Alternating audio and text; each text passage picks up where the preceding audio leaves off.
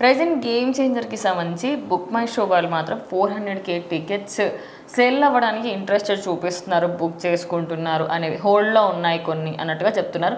అసలు అది నిజమా, లేకపోతే వాళ్ళు బుక్ మై షో వాళ్ళు ఇంకా బుక్ అవ్వకన్నా ముందు అంటే ఇంకా స్టార్ట్ చేశారు ఇప్పుడిప్పుడే, అంటే బయట స్టార్ట్ చేశారు, మెయిన్ సెంటర్స్ ఇంకా స్టార్ట్ అవ్వాలి, అప్పుడే ఇంత క్రేజా? సో ఖచ్చితంగా గేమ్ చేంజర్కి క్రేజా అంటే చాలా క్రేజ్ ఉందని చెప్పాలి. ఎందుకంటే టీజర్కి ముందు 100K ఇంట్రెస్ట్ కూడా లేని మూవీ ఒక టీజర్ తర్వాత 400K దాకా వచ్చింది.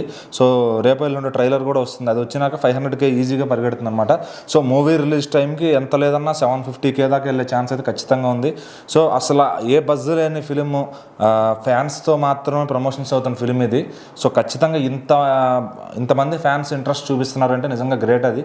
సో ఎందుకంటే ఇప్పుడు నార్మల్గా ప్రతి సినిమాకి ప్రమోషన్స్ ఉంటాయి ప్రొడక్షన్ సైడ్ నుంచి, బట్ ఈ సినిమాకి ఏంటంటే అసలు ఏమీ చల్లి చప్పుడు లేదు. ఫ్యాన్స్ ఏదో ప్రమోషన్ చేసుకుని ఫ్యాన్స్ అంతా చేసుకుని ఇదంతా చేస్తున్నప్పుడు, సో మరి ఈ సినిమాకి ఫ్యాన్స్ ఏ క్రెడిట్ వచ్చినా ఫ్యాన్స్కే రావాలి. ఎందుకంటే ప్రొడక్షన్ సైడ్ నుంచి ₹1 పెట్టి ఎవరు కూడా ప్రమోషన్ చేసింది లేదు.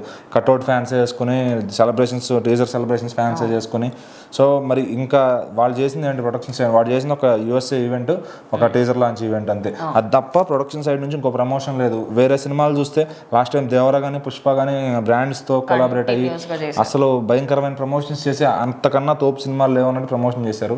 సో మరి రామ్ చరణ్ గారు ఏంటంటే కంటెంట్ ఉంటే మాట్లాడుతాను అనుకుంటున్నారు. అదే ఇప్పుడు ఇక్కడ ఏంటంటే కంటెంటే మాట్లాడుతుంది ఖచ్చితంగా. ఎందుకంటే సైలెంట్, ఇప్పుడు రామ్ చరణ్ గారు వేవ్ ఎలా ఉంటుందంటే అది వచ్చే ముందు సైలెంట్గానే ఉంటుంది, వచ్చిన తర్వాత మొత్తం కొట్టుకెళ్ళిపోతుంది బాక్స్ ఆఫీస్ దగ్గర. సో ఖచ్చితంగా ఆ పోటీలో ఎంతమంది ఉన్నా, సీనియర్ హీరోలు ఉన్నా, జూనియర్ హీరోలు ఉన్నా, ఆయనకంటూ ఒక మార్క్ ఉంది. అది 2013, 2014 సంక్రాంతిలో పోటీకి వచ్చినోళ్ళకి తెలుసు. అలాగే ఈ సంక్రాంతి రామ్ చరణ్ గారికి ఒక 2019 కొంచెం చేదు అనుభవం అయినా కానీ ఈసారి సంక్రాంతి ఆ మిస్టేక్ రిపీట్ కాకుండా సో శంకర్ గారి కంబ్యాక్తో ఉండబోతుంది. సో ఖచ్చితంగా ఈ సినిమా ఆల్రెడీ సెన్సార్ కూడా అయిపోయినట్టుంది, యూబై వచ్చినట్టుంది. సో ఖచ్చితంగా బ్లాక్ బస్టర్ ఛాయలు అయితే కనబడుతున్నాయి. అందులోనూ మళ్ళీ ఈ సినిమాలో అప్పన్న అనే క్యారెక్టర్ ఇండియన్ సినిమాలోనే ఒక ఐకానిక్ క్యారెక్టర్గా అవబోతుంది. సో ఖచ్చితంగా బుక్ మై షో ఇంట్రెస్ట్లు కానీ, పేటీఎం ఇంట్రెస్ట్లు కానీ అందరూ కూడా పెరుగుతున్నారు.